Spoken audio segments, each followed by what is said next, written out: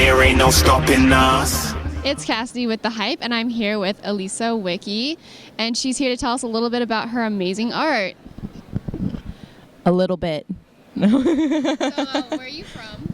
I'm living in Austin, Texas right now, and I'm originally from the San Francisco Bay Area, specifically Sunnyvale, California. And that was really fun because my hometown shares one of the same zip codes as Sunnydale from Buffy the Vampire Slayer. That's awesome. Yeah. And so tell us a little bit about what kind of projects you're working on and what kind of stuff you do.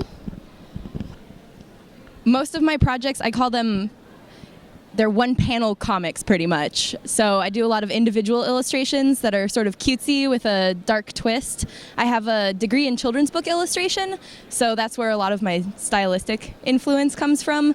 I'm working on a webcomic right now called Evil Robot Little Girl, and then I'm also working on a second webcomic called Carbon Dating, which is all about pseudoscience and geeky relationships, and then Evil Robot Little Girl is sort of like Suicide Bunnies meets Johnny the Homicidal Maniac.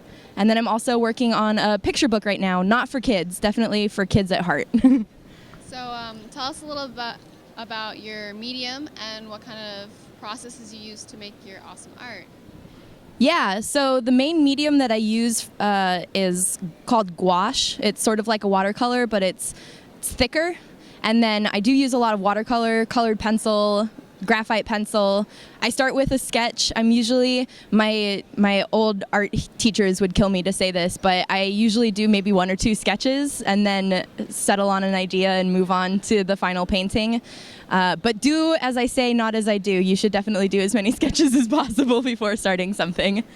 And then my influence comes from a lot of different things. A lot of cartoons that I used to watch as a kid, just even everyday stuff, sort of a truth is stranger than fiction kind of mentality. So I've got some pieces that are based on real things like the headless chicken that lived for 18 months, or they call him the Colorado cannibal, Alfred Packer. So I have a piece of him not eating a corn dog. So it's kind of a range of things. What would you say is your biggest obstacle as an artist? That's a tough question. There's a lot of ways I could go on that. Me personally, probably my biggest obstacle is not being a part of what they call Illustration Island, and networking with other people is really important because a lot of the business is not necessarily what you know, but who you know, and it's important to get all of those outside influences from other people working in the industry. It's just, it can be a really hard business, so it's nice to have that camaraderie.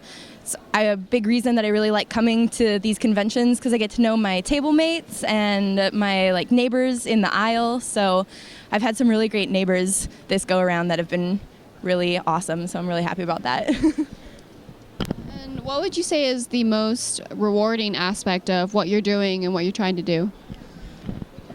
For me personally, it is always I love when somebody walks by and across a room they see something and they laugh at it. It's just the best. And then it's even better when they come over and get that for themselves, so that I know that they can put it up in their own space and get to get that chuckle every day of their lives. So it's really nice to be able, the internet's great because I can share my work with a lot of people, but it's always great to see people in person and then see their reactions to my work. That really makes me feel good.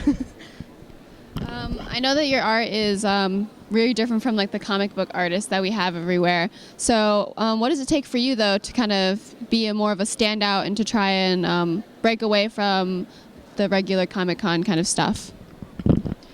The people that do the regular Comic-Con kind of stuff are great at what they do, and I feel no need to compete with them. So I just do what I like, and then the people that like it too, those are who I'm trying to reach out to anyway. So it's just kind of one of those blaze your own trail sort of things, and it's great to get influences from everywhere and see people who are really great at what they do, and then just do what you love, and then you'll become great at it. And if you had someone walk by and you had the opportunity to tell them something about you and your art, what is one thing that you would tell them? I would tell them that that's tough. One thing I would tell them that I'm a very punny person. If they like puns, they'll like what I do. Well, that's it. There you have it. This has been Elisa Wikey. And where can we find your work? You can find it at elisawikey.com. I'm on Instagram at Elisa Wikey Draws Things. I'm on Twitter at Elisa Wikey. You can find Evil Robot Little Girl at evilrobotlittlegirl.tumblr.com. And you can find Carbon Dating at carbondatingcomic.com. Awesome. Well, there you have it. We're good.